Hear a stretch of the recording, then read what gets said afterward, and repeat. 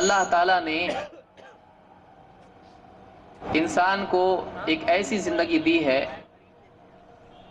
جس کے بارے میں ایک انسان فیصلہ نہیں کر سکتا ہے کہ اس کو کتنا جینا ہے۔ کوئی آدمی چاہے کتنا ہی مال کیوں نہ خرچ کرے، وہ اللہ کے فیصلے کو بدل نہیں سکتا ہے۔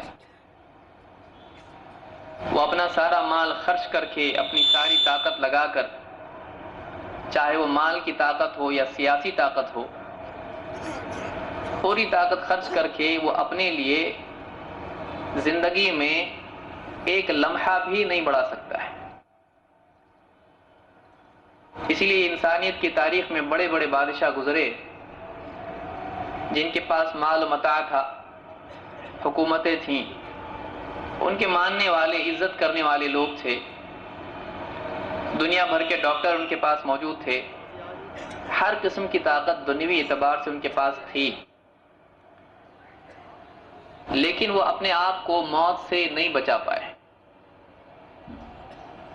آدمی کتنا بھی ہاتھ پاؤں مار لے، کتنی بھی کوششیں کر لے، بڑے سے بڑا آدمی ہو، وہ اپنے آپ کو موت سے نہیں بچا سکتا ہے۔ یہ موت کی حقیقت ہے کہ موت یقینی ہے، اور اس سے زیادہ سنگین بات یہ ہے کہ موت اچانک ہے، کسی کو نہیں معلوم موت کب آنے والی۔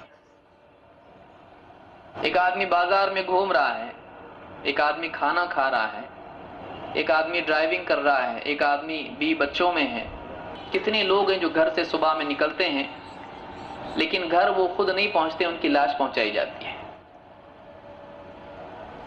کوئی آدمی گھر سے مرنے کے لیے نہیں نکلتا ہے، ہر آدمی اس کے سامنے ایک مقصد ہوتا ہے، ایک گول ہوتا ہے۔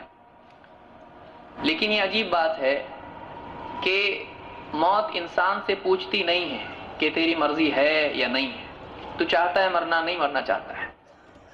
کوئی فرشتہ کبھی آ کے انسان سے پوچھتا نہیں کہ کتنا جینا ہے تم کو، ایک لمحہ جینا ہے۔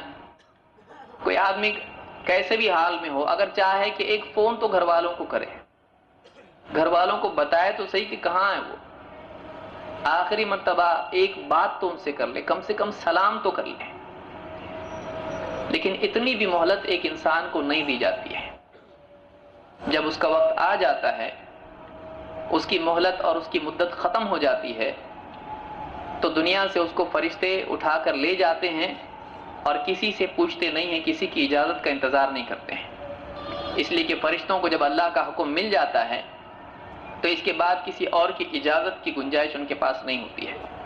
لا یعصون اللہ ما امرهم ویفعلون ما یؤمرون، کہ جو کچھ اللہ ان کو حکم دے دیتا ہے اس کی وہ ہرگز نافرمانی نہیں کرتے ہیں، اور وہ سب کچھ کرتے ہیں جس کا اللہ تعالیٰ ان کو حکم دیتا ہے۔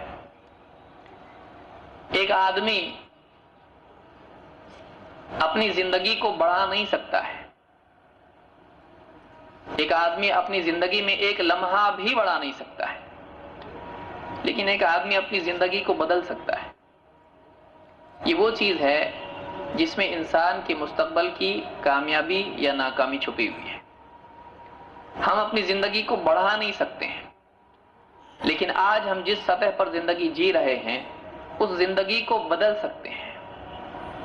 پھر موت کی کوئی فکر انسان کو نہیں ہوگی، اس لیے کہ اگر زندگی صحیح ہے تو موت بھی صحیح ہوگی اور موت کے بعد کے تمام معاملات بھی صحیح ہوں گے۔